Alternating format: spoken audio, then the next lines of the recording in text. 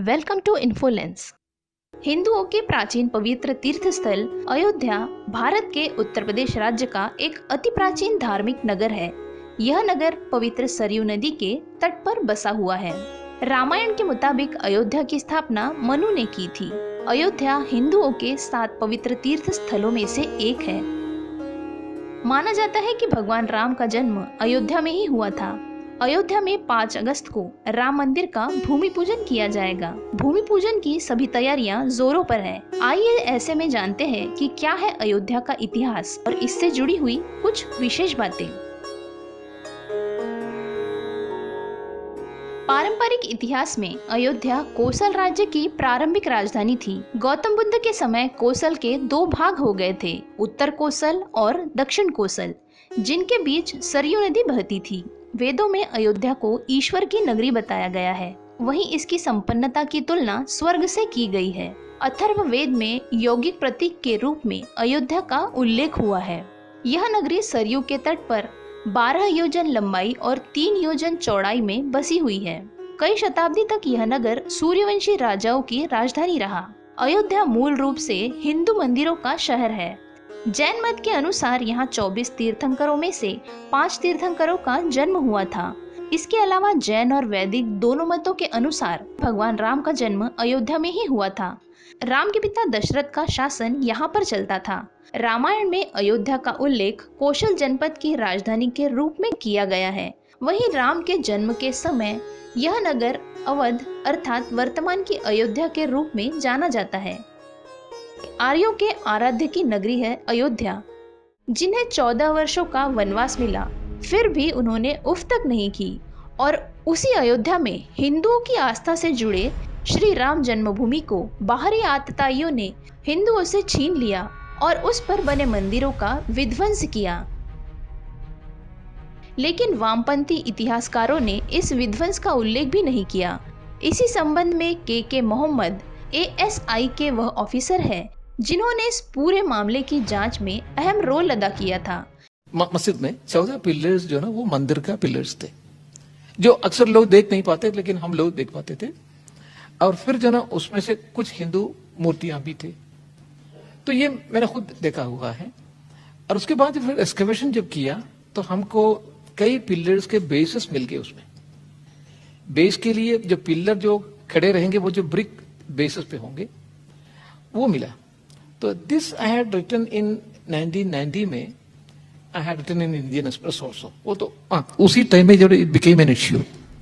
इन सबूतों के आधार पर यह साबित होता है कि जहां बाबर ने मस्जिद बनाई वहां प्रभु श्री राम का मंदिर था। लेकिन सवाल यह है, यह मस्जिद कैसे बनाई गई और किस लिए बनाई गई? इनके सवालों के जवाब इतिहास में दर्ज है। जब साल 1526 में मुगल शासक जहीरुद्दीन मोहम्मद बाबर ने हिंदुस्तान पर अपने कदम रखे, 1519 से लेकर 1526 तक उसने हिंदुस्तान पर 5 बार हमले किए। लेकिन भारत में आने का उसका ख्याल पूरा हुआ 1526 में। वह भारत की संपन्नता से हर तरह से वाकिफ था। भारत के मंदिरों में इतना सोना होता था कि कई देशों को बहुत अमीर बनाया जा सकता था। यही बड़ी वजह थी कि विदेशी शासकों और आक्रमणकारियों की नजरें भारत पर ही टिकी हुई थी।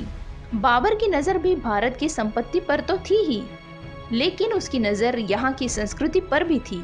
उसका इरादा एक ही था, यहाँ रहने वाले लोगों की मौलिक आस्था को खत्म करना और उन सभी धार्मिक जगहों को उजाड़ना, और उसने ऐसा ही किया। नतीजा यह हुआ कि तलवार की धार पर जबरन गैर मुस्लिमों का धर्म परिवर्तन किया गया। जिन्होंने अपना धर्म नहीं बदला उन पर जजिया कर लगाया गया, हत्याएं की गई, हिंदू आबादी को 2ym दर्जे का स्थान दिया गया, हिंदुओं की आस्था से जुड़े मंदिरों और स्थानों को खंडित किया गया। इस मुगलिया सल्तनत की नजर थी हिंदुओं की आस्था से जुड़ा वह केंद्र जिसका नाम लेकर वे जीते थे और मरते थे। अयोध्या के श्री राम की जन्मभूमि, मथुरा के श्री कृष्ण की जन्मभूमि और काशी भगवान भोलेनाथ की नगरी।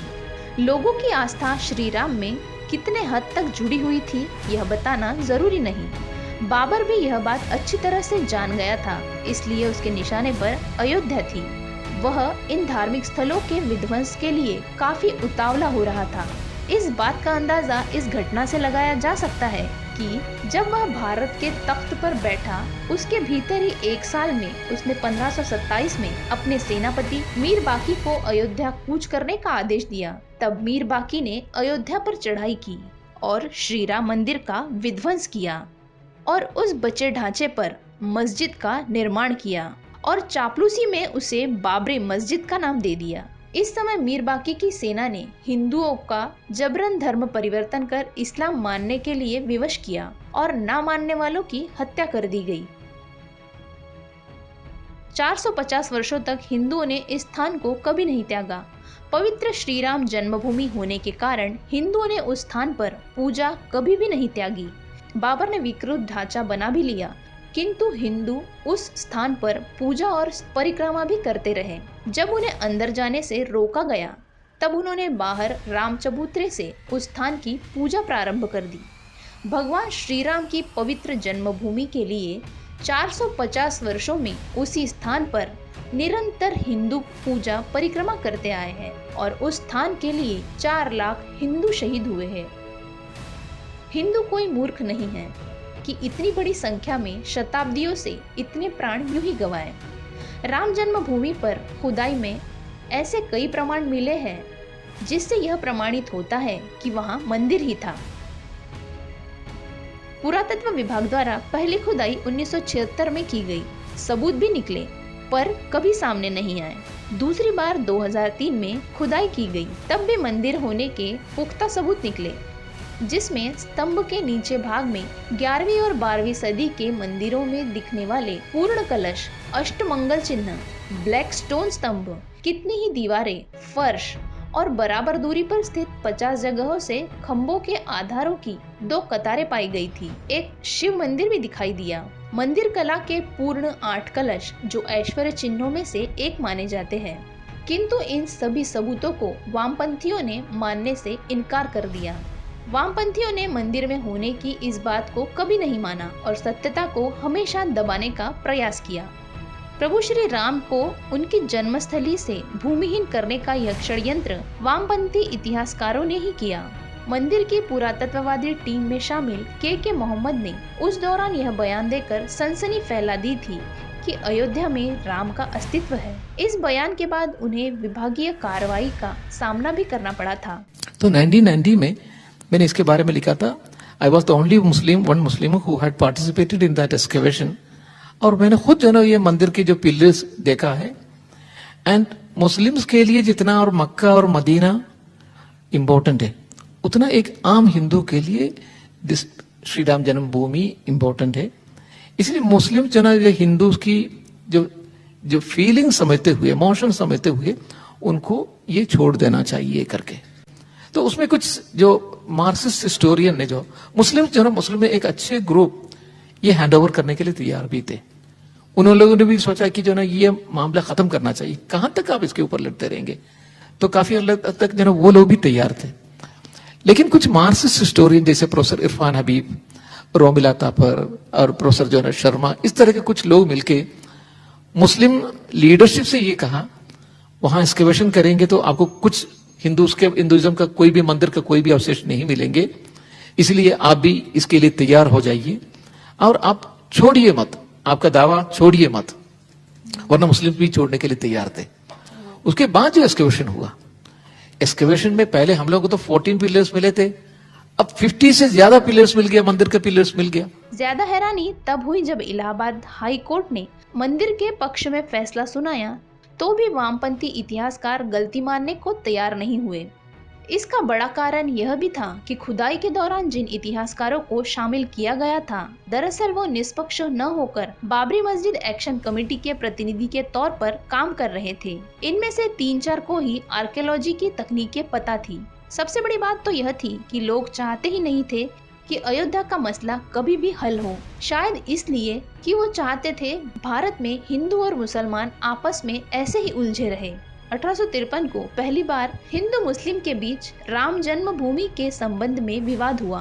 1859 में अंग्रेजों ने इस विवाद को ध्यान में रखकर एक नया रास्ता निकाला, जिसमें मुसलमानों को आंतरिक भाग दिया जबकि हिंदुओं को बाहरी हिस्से में पूजा की अनुमति दी गई। सोचिए कितना धोखा किया गया। अपने ही देश में अपनी ही जमीन और अपने ही आराध्य की जमीन को छीना गया। भारतीय संस्कृति के खिलाफ रहे इतिहासकारों ने कभी इसका जिक्र तक नहीं किया कि हिंदुओं के साथ कितनी नाइंसाफी हुई। बिना किसी सबूत के इस मुद्दे को जिंदा रखा गया। इसमें वामपंथी इतिहासकारों और सरकारों ने अपने अपने फायदे को ध्यान में रखकर कभी इस मुद्दे को सुलझाने का प्रयास ही नहीं किया।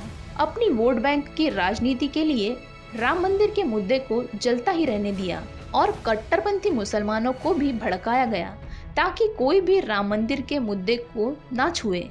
क्यों इतने छोटे से किंतु महत्वपूर्ण मुद्दे को सुलझाने में हमें 40 से 50 साल लग गए?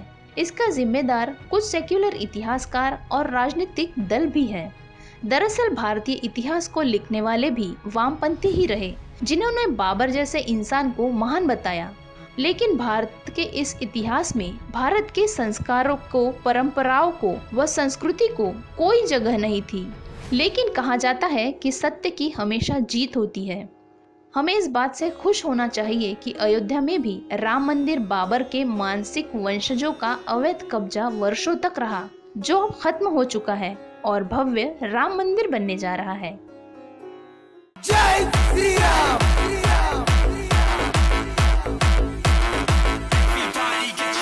बजरंग